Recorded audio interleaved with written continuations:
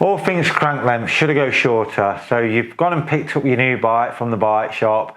My guess is if you're on a large bike, it's going to come with a 175, and if you're on a medium, it's going to come with 172. Small, you're going to get a 170, and extra small, you're going to get a 165. If it's a time trial bike, again, majority are going to come with 172s, maybe a 170.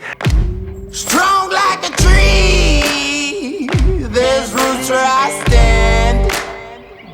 Oh, I've been running from the law. Hope they won't shoot me down soon. When do you go shorter on the cranks? This is like a really hot topic at the minute. You know, like we've got such a variation. We can go anything from like a 175 down to like even like a 150 crank now. If we start with like, you know, like the 175 crank, probably the least popular crank at the minute. And the reason for that is you've got a long reach like with the pedal stroke. It's going to close off your hip a lot of the time. For a lot of people, it's going to labour the cadence a lot as well. There was a big thing years ago that everybody thought, like, obviously you've got a bigger lever, then it's going to give better inertia and you're going to be able to produce a bit more power. But what's happened over time is positions have just got a lot more aggressive now, like whether that's a road bike or a time trial bike. People are generally like rotating the pelvis a lot more. We've got a bigger array of you know, like gear sprockets and everything else. Generally what you find is that if you lower the crank itself, then you're going to spin the cadence up. And if you rotate the pelvis more, then again, you're going to restrict how you produce like the power at the pedal stroke itself.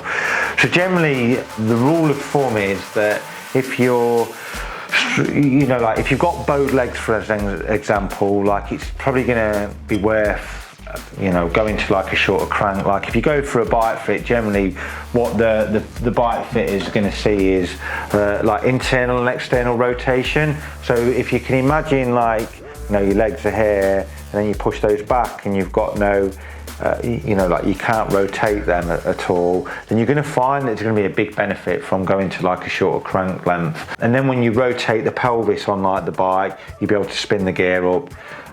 It's going to be able, what will happen is you go to the shorter crank, then you'll be able to lift the saddle. So for example, if you went from like a 172 down to like a 170, there's probably going to be a 3 or 4 mil that you'd actually bring like the saddle height up, and you can pretty much guarantee like straight away that that's going to lift the cadence itself. So again, if you're struggling, you labour the gear quite a lot, then I would say that shorter cranks are going to help you. There's going to be a benefit in for that. Like generally, if you go for like most big bike fits now, then the bike fitter is going to want to get you on shorter cranks.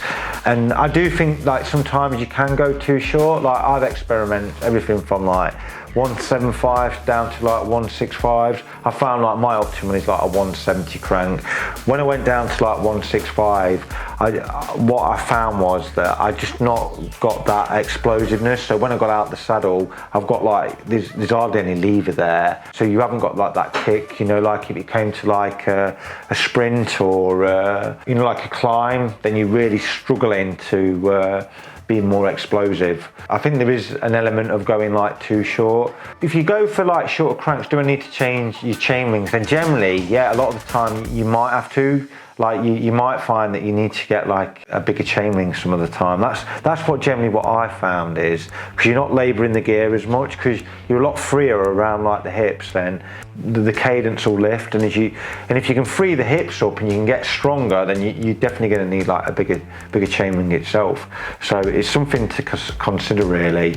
I think it's one of these things for a lot of people that, you know, there is going too short, but I think ideally getting a bike fit, somebody will be able to tell you, they'll be able to look at like your hip mobility and work out what the optimal crank length is for you. But even going away from them fits, you've got to experiment like with yourself and just see like the changes that it's got.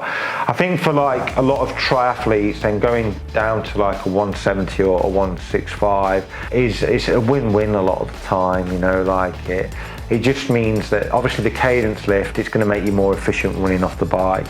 just ultimately like saves energy. So it's one of those things, it's been going on for years, it's going to go on for years more. Experiment, try it, and then see how you get on.